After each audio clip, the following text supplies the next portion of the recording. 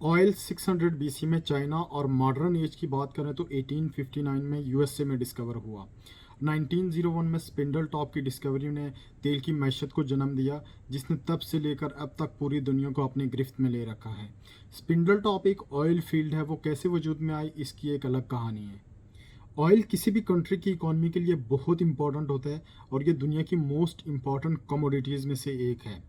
Petroleum products आपकी रोज़मर्रा इस्तेमाल की ऑलमोस्ट हर चीज़ में पाए जाते हैं, चाहे वो आपके पर्सनल प्रोटेक्टिव इक्विपमेंट्स हों, आपके ड्रेस, आपके शूज़, केमिकल्स और फर्टिलाइज़र्स, प्लास्टिक्स, गाड़ियों के फ्यूल और इवन सोलर पैनल्स में भी। अब जिन कंट्रीज़ में ऑयल निकल आया है वो तो सेल्फ सफिशिएंट हैं, लेकिन जिनमें नहीं है उनको ऑयल इंपोर्ट करना पड़ता है, और Pakistan is one of those importing countries. पहले थोड़ा सा ऑयल को समझ लेते हैं। ऑयल है क्या, आता कहाँ से है, बनता कैसे है। हमें अपनी गाड़ी में पेट्रोल या डीजल भरवाना हो तो हम पेट्रोल स्टेशन जाते हैं। जो पेट्रोल या डीजल आप अपनी गाड़ी में भरवाते हो वो रिफाइंड फॉर्म में होता है, वो बनता है क्रूड ऑयल से। क्रूड ऑयल को सबसे पहले ज़मीन या समंदर में ढूंढ कर सब सरफेस से सरफेस पे लाया जाता है।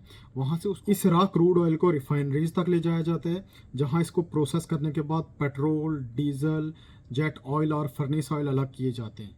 पाकिस्तान की बात करें तो पाकिस्तान में इस वक्त 6 ऑपरेशनल ऑयल रिफाइनरीज हैं, जो almost 421,000 barrel per day oil को प्रोसेस करती हैं। ये 6 ऑयल रिफाइनरीज जिस कैपेसिटी में ऑयल प्रोसेस कर रही हैं, उससे पाकिस्तान की 30% पेट्रोल की और 50% डीजल की ज़रूरियात पूरी होती हैं। पाकिस्तान को अपनी ज़रूरत पूरी करने के लिए रिमेनिंग रिफाइंड ऑयल को इंपोर्ट करना पड़ता है। करंटली पाकिस्तान क्रूड ऑयल की ख़रीदारी यूएई, सऊदी अरब और कुवैत से करता है, जबकि रिफाइंड ऑयल की ख़रीदारी यूएई, कुवैत और ओमान से करता है। दुनिया में ऑयल के 3 मेजर सप्लायर्स हैं, जिनमें यूएसए, रशिया और ओपेक है।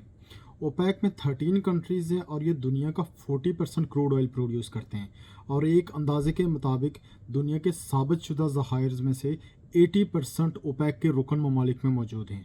ओपेक 60% ग्लोबल ऑयल सप्लाई को कंट्रोल करता है और एक मेजर सिग्निफिकेंट इन्फ्लुएंस रखता है ऑयल की प्राइसेस को कंट्रोल करने में। इंटरनेशनली ऑयल ख़रीदारी के लिए 2 बेंचमार्क यूज़ होते हैं, जिनमें एक ब्रेंट ऑयल है और एक WTI है।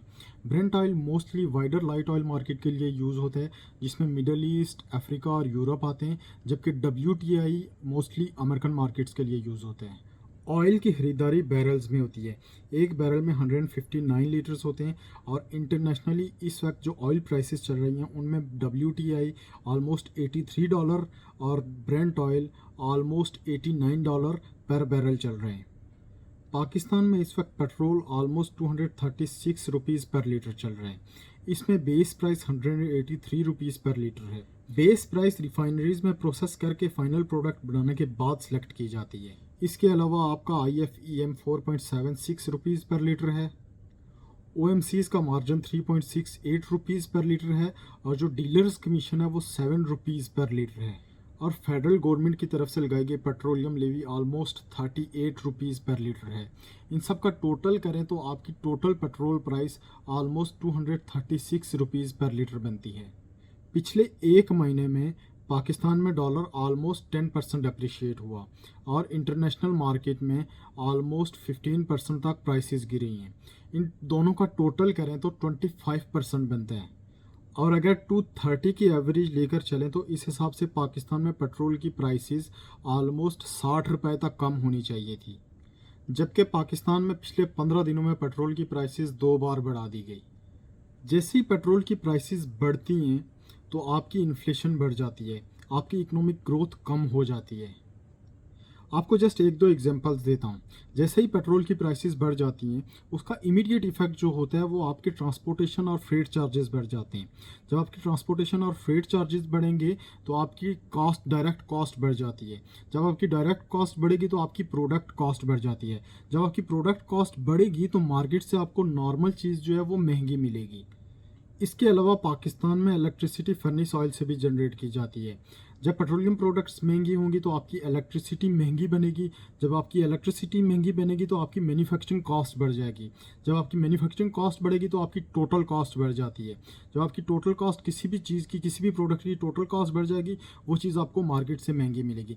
तो ये एक साइकिल है जो चलता रहता है। इंटरनेशनल मार्केट में पेट्रोल की प्राइसेस कम हो रही हैं, पाकिस्तान में डॉलर डेप्रिशिएट हो रहा है, फिर भी पाकिस्तान में पेट्रोल की प्राइसेस क्यों बढ़ रही हैं? इसकी चंद वजूहात हैं। पाकिस्तान ने जून और जुलाई के महीने में जो ऑयल इंपोर्ट की है वो ऑलमोस्ट 3 महीने का ऑयल इंपोर्ट की है, जो कि नॉर्मल प्रैक्टिस में होता नहीं है। इसके अलावा महंगे रेट पर ऑयल बाय करने के लिए पीएसओ ने जो एलसीज ओपन की, उनमें जो डॉलर का रेट सेलेक्ट किया गया है वो 240 टू 248 रुपीज़ पर लीटर है, और करंट डॉलर का रेट 220 टू 222 रुपीज़ है। अगर आप इसी डिफरेंस को देखें तो 25 टू 30 रुपीज़ पर लीटर यही डिफरेंस बनता है। और most importantly as per Miftah Ismail, Pakistani government ने आईएमएफ से एग्रीमेंट किया हुआ है कि पेट्रोलियम लीवी को 50 रुपये तक बढ़ाना है। इसके अलावा 17% सेल्स टैक्स लगना है। इस हिसाब से हम अज्यूम करते हैं कि इंटरनेशनल मार्केट में पेट्रोल प्राइसेस 50% तक गिर चुकी हैं, जो कि 90 से $45 पर बैरल तक आ चुकी हैं। तो भी आपकी बेस प्राइस जो है वो ऑलमोस्ट 100 रुपीज़ पर लीटर बनेगी। इसके अलावा freight charges, OMCs margin, dealers commission और 50 रुपये पेट्रोलियम लीवी लगने के बाद 17% जीएसटी लगेगा, और ये price almost 200 rupees per litre को फिर से टच कर जाएगी, वो भी 50% इंटरनेशनल पेट्रोलियम प्राइसेस डिक्रीज़ होने के बाद। सो आप ये मान लो और माइंड बना लो कि इन नियर फ्यूचर आपको पेट्रोलियम प्रोडक्ट्स पर कोई बड़ा रिलीफ नहीं मिलने वाला। Generally government just sales tax charge किया करती थी, लेकिन आईएमएफ से एग्रीमेंट के बाद 50 rupees per litre petroleum लीवी additional लगनी है। इस सारे प्रोसेस से पाकिस्तानी गवर्नमेंट को 750 अरब रुपए रेवेन्यू जनरेट होगा, जो पाकिस्तान की तरक्की, खुशहाली, आपकी और मेरी बेहतरी के लिए खर्च होगा। I am sorry. मिलते हैं नेक्स्ट वीडियो में।